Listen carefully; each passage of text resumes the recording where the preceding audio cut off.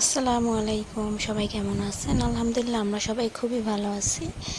তো বিরিয়ানি কার না পছন্দ বলেন? যদি ঘরে থাকা উপকরণ দিয়ে এরকম সুন্দর মতন করে মজাদার সুস্বাদু বিরিয়ানি রান্না করা হয় তাহলে কেমন লাগে অবশ্যই বলবেন। যারা যারা আমার ভিডিওটা দেখতেছেন ফেসবুক থেকে তারা অবশ্যই লাইক করবেন, কমেন্ট করবেন, শেয়ার করে দিবেন। আর যারা ইউটিউব থেকে দেখতেছেন তারা অবশ্যই লাইক করবেন, সাবস্ক্রাইব করে বেল আইকনটি বাজিয়ে দেবেন যাতে করে আমার পরবর্তী ভিডিওটা আপনাদের কাছে পৌঁছায়। তো ফেসবুক থেকে দেখলে অবশ্যই ফলো দিবেন।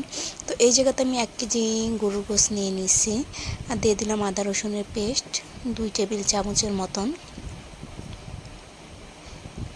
এবার দিয়ে দেব একটা বড় এলাচ, কালো ছোট এলাচ, আর দিয়ে দেব মরিচ বাটা, কাঁচা মরিচ বাটা।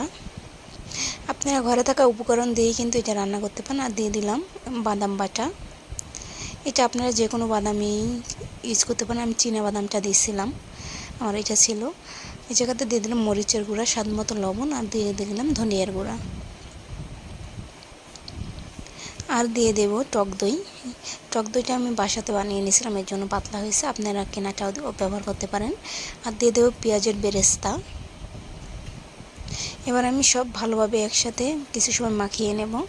মাখানোর পর দিয়ে দিলাম অর্ধেকটা পরিমাণ তেহারির মশলা।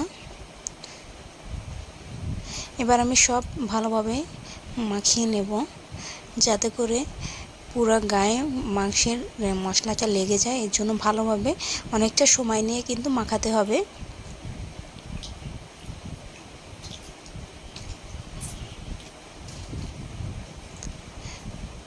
এই বিরিয়ানিটা খেতে খুবই মজা। ঘরে থাকা উপকরণ দিয়েই কিন্তু এই বিরিয়ানিটা রান্না করা যায়। কোনো দেখা যায় ঝটপট 2 ঘন্টার জন্য আমি এটা রেখে দেব।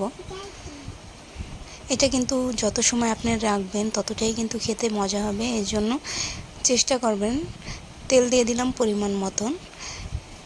চেষ্টা করবেন যাতে করে রাত্রে মেখে সকালবেলা রান্না করার জন্য, তাইলে কিন্তু আরও বেশি মজা হবে। তো আমি 2-3 ঘন্টার জন্য রেখে দিয়েছিলাম ভালোভাবে মাংসটা মেখে। তারপর কিন্তু প্লেট দিয়ে ঢেকে 2 ঘন্টার জন্য রেখে দিয়েছিলাম। তো 2 ঘন্টা পর দেখেন ফিরে আসলাম।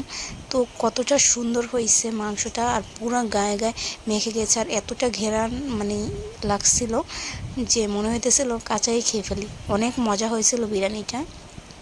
এবার আমি প্রেসার কুকারে মাংসটা সিদ্ধ করে নেব, এর জন্য প্রেসার কুকারে দিয়ে দিলাম। কারণ এটা রাতে রান্না করছিলাম, বেশি সময় ছিল না। তো কয়েকটা মরিচের গুঁড়া দিয়ে দিলাম। এদিকে আমি পোলাওর জন্য তেল দিয়ে দিলাম, এলাচ আর এবার পেঁয়াজটা আমি লাল লাল করে ভেজে নেব। একটু দিয়ে দিলাম আদা রসুনের পেস্ট। এবার আমি ভালোভাবে ভেজে নেব। তো কিছুক্ষণ ভেজে নেওয়ার পর চালটা দিয়ে দিলাম। এবার চালটা মশলার সাথে তেলের সাথে ভালোভাবে অনেকটা সময় নিয়ে ভেজে নেব। দিয়ে দিলাম 3-4টা কাঁচামরিচ। এবার বাকি বিরিয়ানি যে তেহারি মশলাটা ছিল ওইটা আমি দিয়ে দিলাম।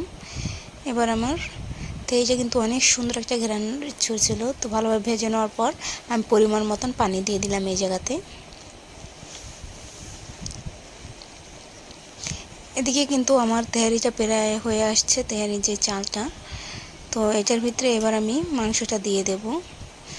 এই পর্যায়ে মাংসটা দিতে হবে, নয়তো পানি টেনে গেলে তখন আর কিন্তু ভালো হবে না।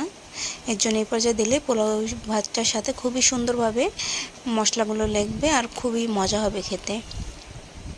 আপনারা ইচ্ছা করলে কিন্তু এই মাংসের ঝোল যেটা থাকে ওইটার ভিতরেও চালটা দিয়ে দিতে পারেন, আবার এরকম না দিয়ে। তো আমার তেহারিটা রান্না হয়ে গেছে। এবার আমি পেঁয়াজের বেরেস্তাটা উপর দিয়ে দেবো। আমার ঘি ছিল না, এর জন্য ঘি দিতে পারিনি, আপনারা উপর দিয়ে একটু ঘি দিয়ে দিবেন। তো এই যে আমার ফাইনাল হয়ে গেছে তেহারিটা। তো কেমন হয়েছে অবশ্যই বলবেন। যারা যারা ভিডিওতে দেখছেন অবশ্যই তাদের ধন্যবাদ। আজকে এই পর্যন্ত, আল্লাহ হাফেজ।